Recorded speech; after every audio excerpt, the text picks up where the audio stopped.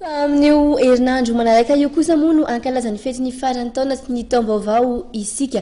Betsaka ireo vehivavy no miomana amin'izay ary mitady fitafiana miavaka sy sahaza azy hoentina amin'ny aliny faraka amin'ny 3 ny volana desambra io ny tranombarotra La Dressar dia manome tolotra manokana ao anatin'izay.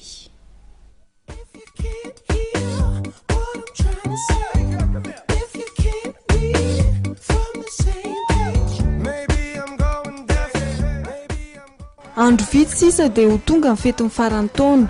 Aza sahiran-tsaina mitady tranombarotra hividianana amin'ny fitafiana hoentina amin'io fetiny raika amin'ny 3 desambra io.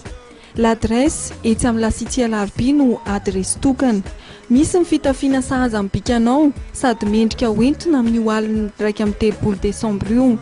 Akanjo tohitena ny lamodina roson'ny stylista malaza avy any Eoropa amin'ity fetiny farany taona ity ary hita ao amin'ny tranombarotra l'adresse ao amin'ny Lasity Alarby.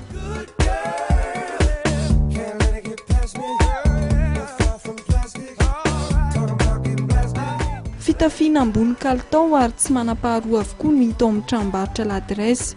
Koa miezaka zah maka ny fitafiana anjaranao amin'ny l'adresse izay ao amin'ny Lasity etsy Alarby.